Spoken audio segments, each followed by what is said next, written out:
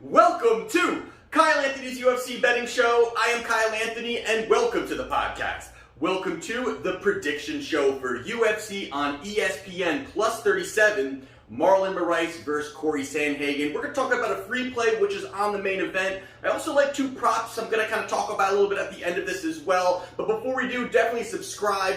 Head kick the bell icon so you know when I'm dropping content, as well as give this a thumbs up. Always appreciate those who, share my content, like, retweet, all those things. Definitely follow me at Kyle Anthony UFC. Always talking to people over there and dropping more information, plays, and that kind of thing as well. But before we get into our free play for this weekend, definitely want to recap last weekend. It was the third 5% that I had released this year.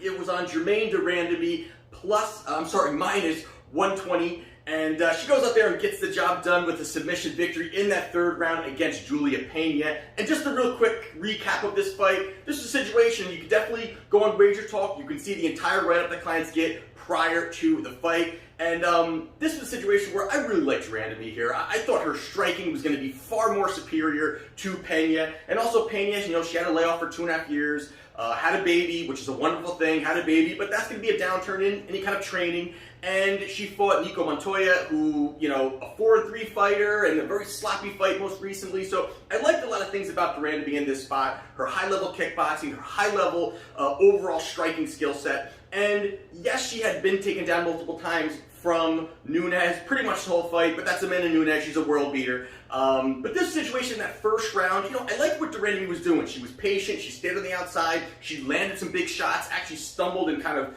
rocked a little bit, or maybe a flash shot on Pena. Pena kind of, stumbled around a little bit, and it looked like it was really going to pick up into the spot where she's going to land a big shot. Their striking skill set, you could tell, was way apart between those two, and I thought she had won that first round. And that second round, again, some pretty nice shots from de Randamie, but she did get the takedown, and I think that it was a little bit too much of comfort that de Randamie kind of felt in that spot, and that was where Julia didn't need much. She found the opening, got the takedown, and that was where it was a little worrisome at that spot. But going into that third round, again, she kind of was utilizing some cage movement, and Pena goes in for that, in for a takedown. And de Randamie definitely talked a lot about, in the last week or so, about how much she's elevated her grappling. I mean, obviously, anybody can say anything, but she really, I thought, looked at the part of, I'm really going to be a MMA fighter, not just a world-class kickboxer. She goes in there, sinks in the choke, gets us to cash in, and that was a big play for us there. So we do cash in on the 5% play. And again, that was the only play that I did have this week, or last week. And again, I'm a quality over quantity kind of guy. I don't really look to just have 7 different plays and laddering crazy parlays. I'm looking for anywhere from 1 to 4 plays on one event, and this one here was the only play that I actually had, and it felt good to cash in on this one as well. So we ended up now, for the year, we are plus 62.85% return on investment for clients, as well as 67% winner this year. So feels great, still cashing those tickets. Awesome those that did follow and did cash in. So hopefully we can keep doing that. Right now I've got 3 plays up on Wager Talk. Link down in the description. They're up for purchase now. Take a look if you're interested. But we're going to talk about a free play on the main event, which is between Marlon Moraes versus Cory Sandhagen. So let's get into that right now as the free play. We will be talking about the main event. And this is an interesting fight here. This is one that I look back at. Right now you've got the line. You've got Sandhagen as a slight favorite at a minus 144. You've got Moraes is a plus 118. Now again, we're going to go through 3 of the last fights with each guy, see what we see if one fighter can expose the other, and if the line makes sense to bet. So the first thing we're going to talk about is Marlon Moraes. Marlon Moraes is 23-6, and 3 fights ago he fought Rothwell, a Sunsao. This was a fight here where, Sunsao was really, it really kind of looked that he was starting to, put it together, kind of have this rise in the division. And Marlon Moraes, his kickboxing is just very high level. He is big for the division, a strong guy, really versatile with his kicks. And this was a spot here where he came out guns blazing with leg kicks. And that's something that you do see that he's really using his arsenal. And obviously, because the big part of it is he wants you to start to focus on the legs, start looking to check the leg kicks. And he's got one of the quickest head kicks, switch kicks, that you may see within all of UFC, just how fast it is. So he did a really great job there, kind of chipping away on Rafael's legs, and that was really when he was trying to kind of do the same thing. Rafael kind of going in there, looking to do some leg kicks as well. But early in that first round, he ended up throwing some nice leg kicks, and then threw a beautiful combination. And again, even the quick hands of Moraes is, I think, something that is underrated just due to how great his arsenal of kicks are. So he goes out there, and he ended up, you could see almost Assunção was a little bit confused, wasn't really sure where the combination was coming from. Really nice output from Assunção. He goes out there, he lands a big shot, drops Assunção, he gets on top with ground and pound, and this really showed, maybe Moraes is starting to actually look a little bit better on the ground, which is a big thing that a lot of people obviously say that that's a weakness of him, being the kickboxer that he is, but he is well-rounded, he does have some ground credentials, and he goes out there and really just works to the ground and pound, works into a nice spot, hooks in a guillotine in that first round, chokes out Assunção in that first round. Very impressive. This is a fight a lot of people thought was going to be a standing kind of leg kick, kickboxing kind of fight. And he goes out there and he gets submission pick in the first round. Very impressive for Marlon Moraes. 2 fights ago was a title bout between Henry Cejudo and Marlon Moraes. Now, this was a fight here that's very interesting because now you've got a guy in Cejudo who obviously, world class wrestler, great grappling, gold medalist wrestler, all these great credentials that he does have, and he's really kind of put it together. He became a champion. This was a spot hit for him to get that second title. And going into this first round, it was really interesting to see how Moraes kind of put it all together, because that first round, Cejudo pretty much stayed at kickboxing distance, which is probably the possible worst thing that you could do when you are fighting a guy like Moraes. Give him the space, allow him to have that space, allow him to utilize the cage, utilize his footwork, get those combinations, and then move on the outside. Moraes has some nice footwork. And in that first round, it was really Moraes firing, moving forward, and you could really tell Cejudo kind of was thrown off. He didn't really, he's kind of adopted that karate stance. And even in this spot here, it was a terrible actual stance for him, just how quickly that front leg was getting chopped up from Moraes. And pretty much you would even see Cejudo probably, I think it was even in the middle of the round, he was already switching, orthodox to southpaw because it was already a chopped up leg. He was already taking a huge amount of beating.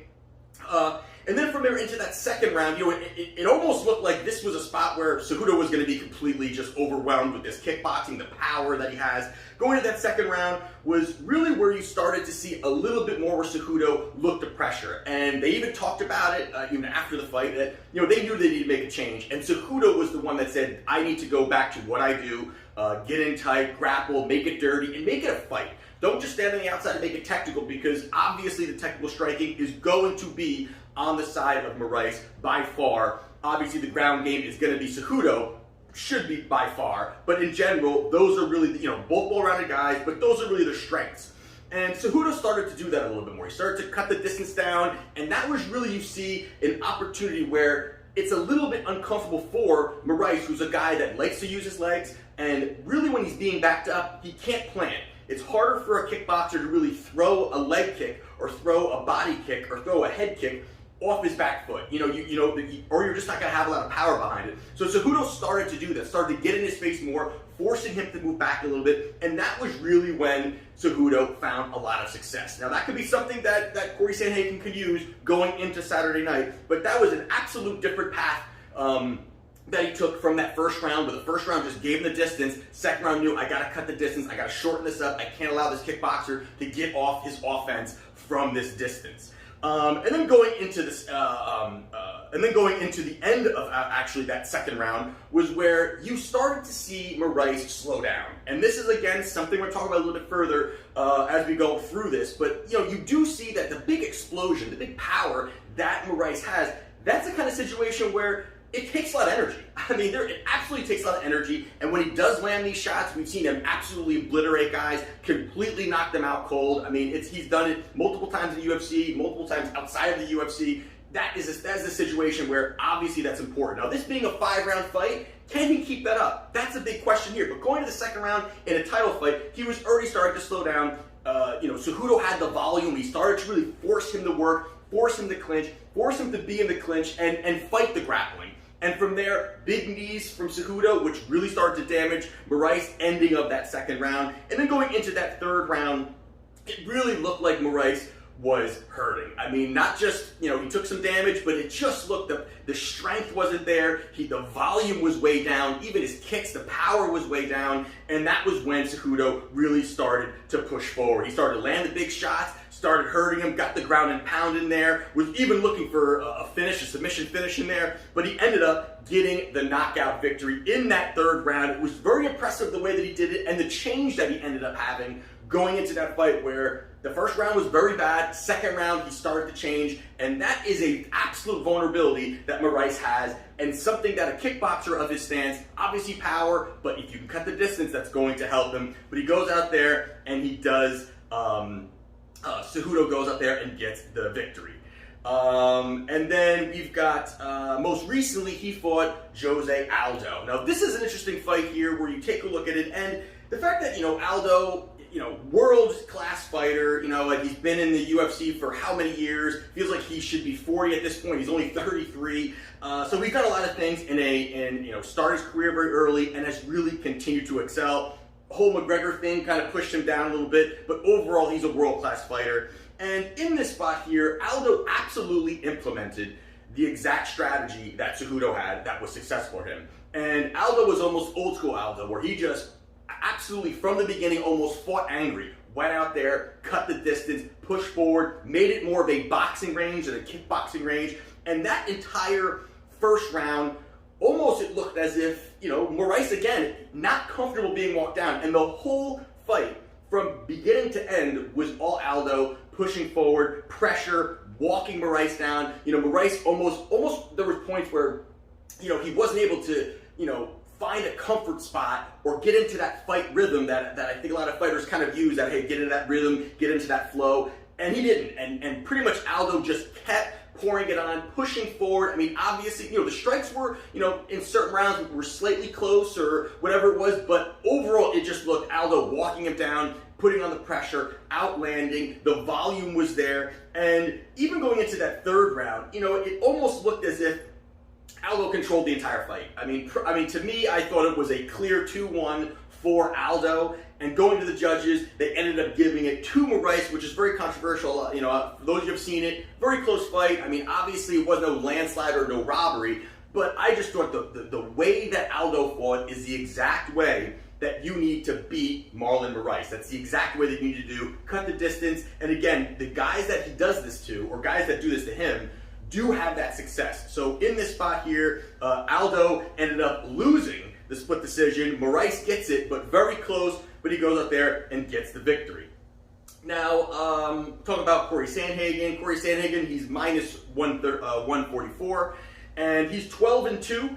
And 3 fights ago, I'm not going to talk about this one too much, he fought John Lineker. This was a spot here, John Lineker, he's just a heavy-handed kind of guy, looking for takedowns, looking for grappling, look for big shots. Sandhagen, I thought, again, once he gets into a rhythm, and he's the kind of guy the same kind of way, where once he gets into a rhythm and he gets his range, he's a tall for the division. Once he gets that, he really is sharp. And in this spot here, it was a decision victory for Cory Sandhagen, but again, it's a spot where he's a much taller guy, and obviously just the way that Lineker fights, he's just a brawler. There's not much more to him. But anyways, Sandhagen goes out there and gets the victory. But the fight that I want to talk about a little bit further with him is when he fought Assunção as well. And this is a fight here where, again, Assunção, kind of a fighter where, well-rounded, has a lot of weapons. And this was an absolute great showing from Cory Sandhagen. Just the way he fought, he circled, moved around the cage, he showed his arsenal of weapons, very versatile, can be on the ground, have control when he has top position, not scared to, look for the submission choke, or even just to be on his back, or be on the ground, or even stay. Like, there's just a lot of ways that he can win a fight, and that makes him very difficult to just prepare for. His movement, and again, his arsenal and the way that he mixes up takedowns, mixing them in with the strikes, I think he disguises them very well. And in this spot here, I mean, it almost looked as if Assunção was completely overwhelmed, wasn't sure when to fire, wasn't sure when he should actually look for the offense, he just really looked out of sync the entire fight. It was a great showing for Cory Sandhagen. This is a fight here where you really thought Cory made that big turn. He's obviously was a big prospect, even prior to the Lineker fight. And this was a spot here, he's going to put it all together. He's going to be making this title run. It was just looked fantastic. He goes out there and gets a decision victory over Rafael Sunsao. And then most recently, he fought Aljamain Sterling. Now, this is a fight here, and again, I talked to a lot of people. Half people like Aljo, half people like Cory Sandhagen. And this was a fight where, Aljo looked the best I've ever seen him. Shape-wise, striking-wise, just all-around confidence. And this was, in this spot, he took no time or didn't, just his idea of I'm going to get him, I'm going to latch onto him. He cut the distance and got hold of Cory's back within that first minute. And it was very impressive, and it was almost, I would go to a game plan that made it very successful to not just what Aljo does overall. The game plan was do not stand and just strike and look for the openings. Do it right away, overwhelm him. Cory was looking to get comfortable. Aljo was ready, took him right down, got the rear naked choke in the first round. Very impressive win for Aljo. Cory does lose that fight. So with that all being said, taking a look at it again, Moraes has got the kickboxing, he's got the power, he's explosive. His hand speed again is something I think is very underrated. A lot of people don't talk about it because he's got the good switch kick, good high kicks. He's able to really mix it up really well. But I think in this spot here, you've got a guy like Cory Sandhagen who has also a great kickboxing credentials. He definitely is well-rounded, but he's able to even take it to the ground. And that is a spot, I think, where Cory's going to look. There's no way he's going to look to just strike an entire fight with him. There's no way. But everybody knows, and at this point, I think the biggest issue is Moraes' gas tank. This is going to be a 5-round fight. How is it going to be what he's going to do after rounds 2 and 3? That first round is always scary when you see Moraes and just the power that he throws, because he knows he's done it many times where he just needs to land one of those and that could put your lights out. So he's almost banking on that early. Maybe he looks to, pull back a little bit and maybe have a little bit more in the later rounds. But a guy like Cory who had great output against Sunsao over 3 rounds. He just really had a great output, showed that he can last. I think he's going to have no problem if the fight goes into the later rounds and find an opportunity to put Moraes away or have an opportunity to sink in a choke. But even if there's a positioning situation, he can get him to the ground, take him to the ground, and work by winning round by round. So in this spot here, I think the explosiveness and the energy conserving his energy from Moraes is going to be the issue here. Early, I think those leg kicks are going to come into huge play with the fact that Sandhagen has the long legs and maybe has a front leg there. But I do like the way that he moves. I do like his footwork. I do like the way that he moves around the cage. I think is going to help him in this spot. And if he's quick enough, and which I think he does have a good first step when he's level changing, I think Cory Sandhagen can get in tight and tire out Moraes. Now again, first round's going to be scary, but in this spot here, I like Cory Sandhagen at -144. I think it's a good spot here. I know that Moraes is a scary guy early, but I think going into this fight late, I think that Cory is going to fight smart early in that first round or two, knowing that, hey, I can work through this. I can get through the first 2 rounds, first round and a half. We've seen, even prior to this, you've seen Moraes, that after that first round, his output just drops. You could just tell his stamina drops. The power behind his strikes, the volume, everything takes a big tick down. I think that's a spot for Cory Sandhagen that he can exploit. So I will be taking as my free play Cory Sandhagen at -144.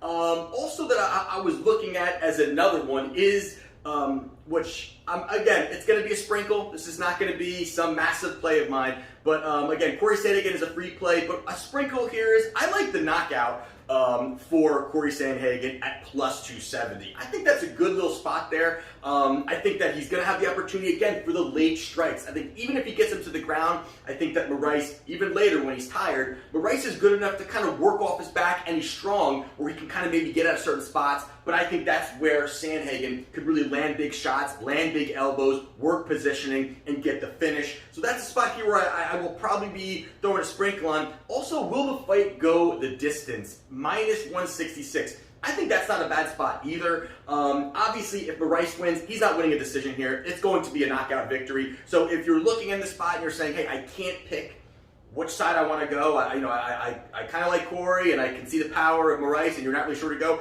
I think will the fight go the distance? No, at -166. I think that's a good spot there. I think you're still getting a good price, and both guys can finish the other one. And again, if Moraes wins, there's just absolutely no way he goes the distance, at least in my opinion there. So those are some other little props that I've kind of been toying around with. But again, the free play is Cory Sandhagen at -144. And again, if you want to take a look, up on Wager Talk, link down in the description. I've got 3 plays up for this event, and again, I'm a quality over quantity guy. I'm not looking to do a bunch of plays here. We want to just stick to what we know, stick to the stronger plays. And if I know a lot of people just want to pick, or who do you like? But I can always give those kind of insights. So definitely check me out at Kyle Anthony UFC. But again, if I'm giving it out, I'm betting it, and as well as I bet 80% of my allotted bankroll per event on my client plays, and then sprinkling, the 10, 15, 20% is going to be on the free plays, value plays, parlays. You got to have bankroll management to beat this game, and there you have it. So I will definitely see you on the next show, and this is Kyle Anthony's UFC Betting Show,